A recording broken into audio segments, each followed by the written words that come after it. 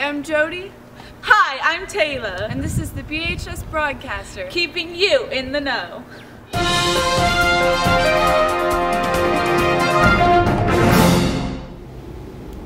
Last week, both the football leadership team and our advanced French students spent the day talking to elementary students about Dr. Seuss. The French 3 and 4 students are going to Pisco Forest Elementary to teach Dr. Seuss phrases in French. A couple of years ago, the Transylvania County Schools Education Foundation gave me a grant so that we could buy books, and we also, part of the grant was so that my students and I would work with the community with just teaching French and getting that out there. There's a new club starting at BHS. The founders of the chess club told us more about it. We started Chess Club just to have a fun, competitive way to just hang out. I'm a big fan of chess, and I've always wanted a chess club, so I decided it was a good time to start it. And once we get rolling a little more, there's going to be a ranking system, like a power ranks, so whoever wins the most games and loses least, etc. Chess Club's going to be every Thursday, lunch A, Miss Light's room. And the first few meetings are going to be how to teach everyone how to play chess, and everyone's invited who knows how to play or either wants to know how to play. This week for Senior Project Do's and Don'ts, we take a closer look at some of the changes happening with the senior paper. One of the things that the college graders have really emphasized for the research paper is to try to include more of a student voice in students' writing.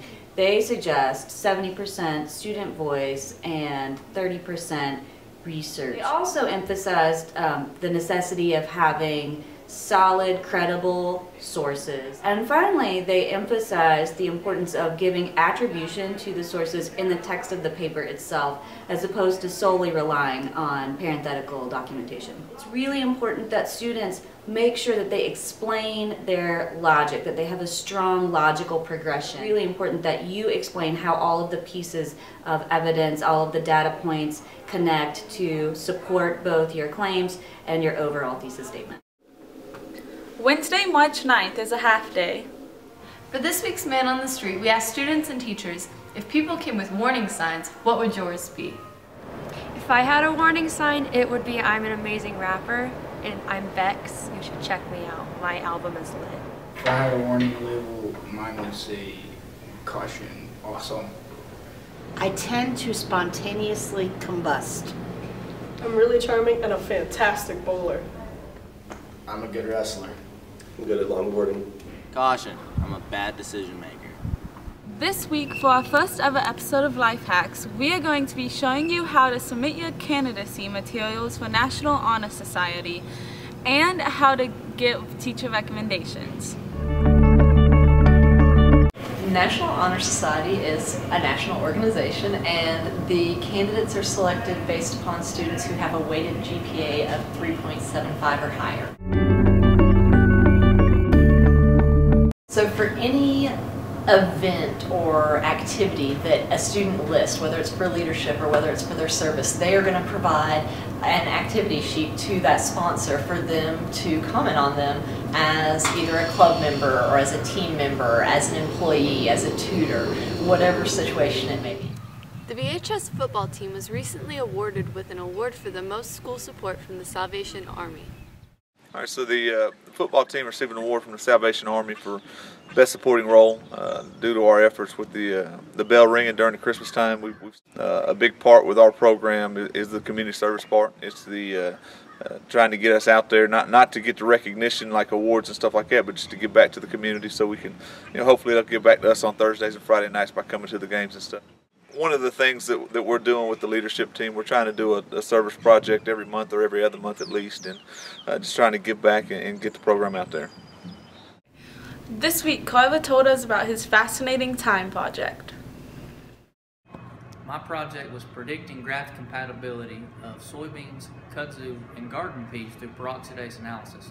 Now to explain that, I tried to see whether or not an enzyme within plants influenced whether or not two different plants could fuse together as one or graft together.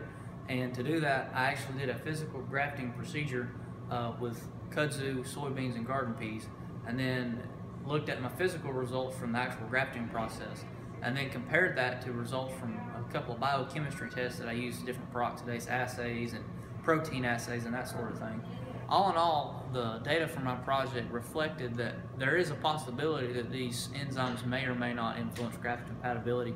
I was unable to secure enough data in the time given to make an actual conclusion, but my numbers do point towards certain correlations between graft compatibility of soybeans and kudzu to peroxidase similarities. There will be a soccer game at home today. Tennis will be at home on Tuesday. Soccer will be at home on Wednesday. Baseball and softball at home on Friday. This week, Cooking Corner made cookie dough cupcakes.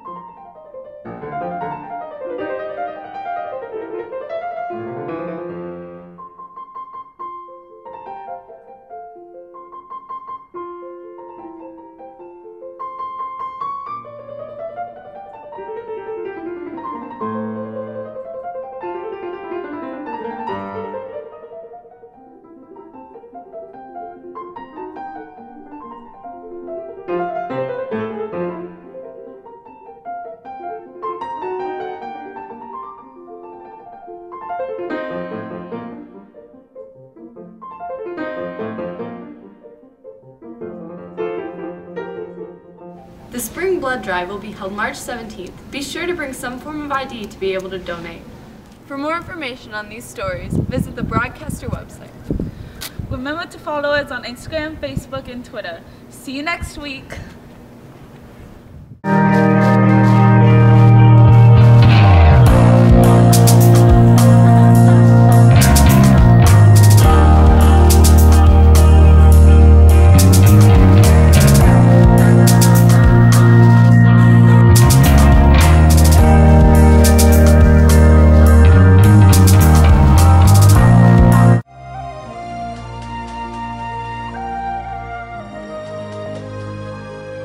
Make sure to come to our Zaxby's night on March 9th from 5 p.m. to close to help support the BHS Broadcaster.